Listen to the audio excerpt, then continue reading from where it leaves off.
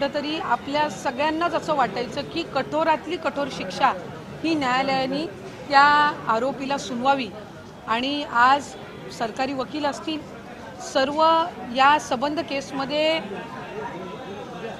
असणारी शासकीय यंत्रणा असेल, पोलीस यंत्रणा असेल, यांनी सुद्धा त्याच्यामध्ये जे काही पुरावे असतील, जी काही कठोर शिक्षा मिळण्याच्या दृष्टिकोनातून पूर्तता असतील, या सगळ्या केल्या।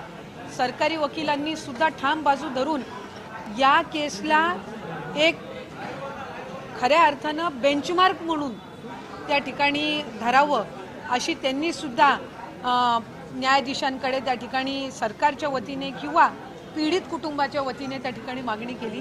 आणि मी खऱ्या अर्थानं आज एक नागरिक म्हणून किंवा एक स्त्री म्हणून, एक म्हणजे त्या चिमुकलीचे प्राण तर आपण गमावलेलेच आहेत आणि ज्या अत्याचारातून ती गेली आहे याची तर कुठं तुलनाही नाही होऊ शकत, पण आज तिला आणि तिच्या कुटुंबाला हा न्यायालयाने जो न्याय दिलेला आहे या संदर्भामध्ये आम्हाला सगळ्यांनाच कुठे ना कुठंतरी एक त्या निमित्ताने मी म्हणीन की जिथं कुठं ती चिमुकली असेल तिच्या आत्म्याला आज नक्की शांती मिळाली असेल।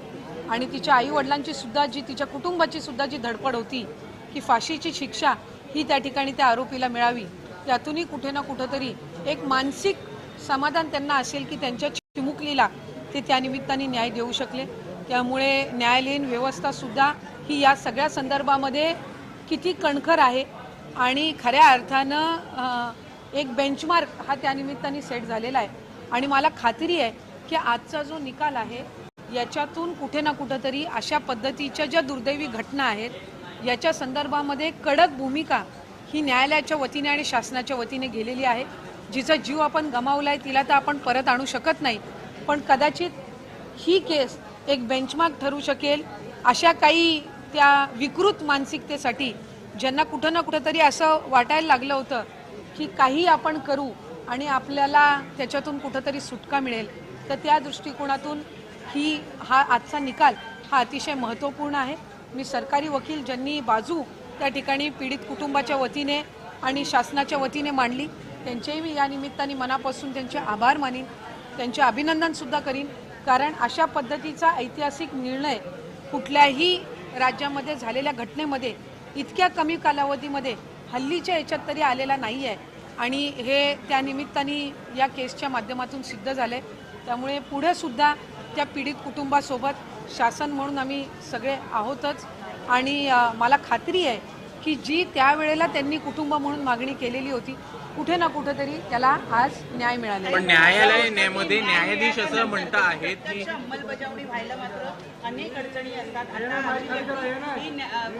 खालच्या कोर्टामध्ये खालच्या कोर्टामध्ये न्याय होतात पण शेवटपर्यंत जोपर्यंत फाशी होत नाही किंवा त्याची अंमलबजावणी ही लवकरात लवकर केली पाहिजे अशी अपेक्षा आहे। खरं तर आज आपण बघितलं तर कुठल्याही स्तरावरच्या न्यायालयांनी अशा पद्धतीचा ऐतिहासिक किंवा बेंचमार्क निर्णय हा बहुतांशी बऱ्याचशा कालावधीनंतर दिलेला आहे।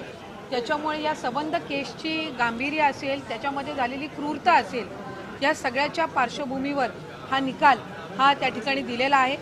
मला म्हणजे एक स्त्री म्हणून तर माझी हे राहील की याच्यावर कुणीच कुठं अपील करू नये, कारण जो न्यायालयाने आता निर्णय दिलेला आहे ही कुठे ना कुठंतरी आपल्या सगळ्यांच्या ह्याच्यामध्ये होतं की न्यायालयाने अशा पद्धतीची कठोर शिक्षा ही द्यावी।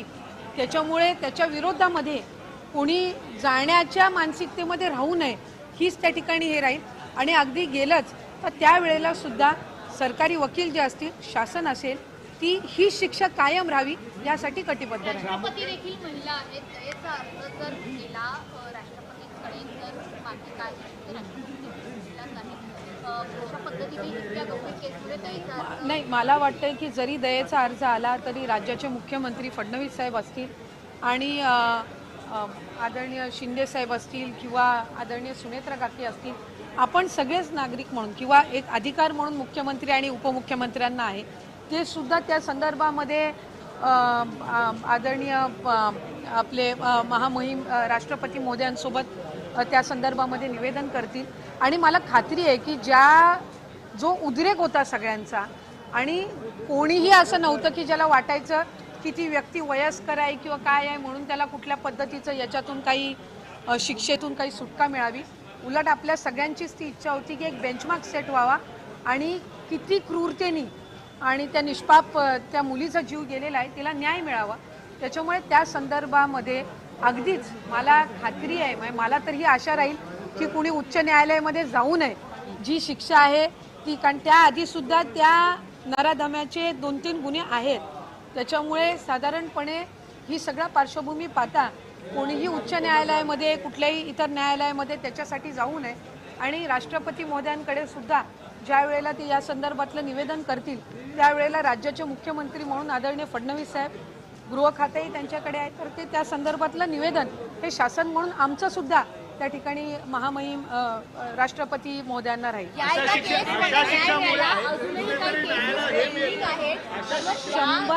शंभर फास्ट ट्रॅक कोर्ट्स हे कॅबिनेटच्या म्हणजे मंत्रिमंडळाच्या बैठकीमध्ये महायुतीच्या सरकारच्या कालावधीमध्ये मंजूर झालेले आहेत. राज्याचे मुख्यमंत्री आदरणीय देवेंद्र फडणवीस साहेबांनी गेल्या 2 कॅबिनेटपूर्वीचा विषय काढला होता की ते फास्ट ट्रॅक कोर्ट्ससुद्धा जलद गतीने सुरू करण्याच्या दृष्टिकोनातून जी पावलं आहेत ती न्यायालयीन जे तिथले अधिकारी आहेत त्यांच्यासोबत समन्वय साधून लवकरात लवकर सुरू करण्याच्या दृष्टिकोनातून पावले उचलली आहेत. शक्ती कायद्याच्या संदर्भामध्ये केंद्राने जे काही नवीन कायदे आणले त्यातलेच काही बाबी या शक्ती कायद्यामध्ये नमूद होत्या. त्याच्यामुळे त्याचं रेप्युटेशन न होता केंद्राच्या कायद्यामधून ज्या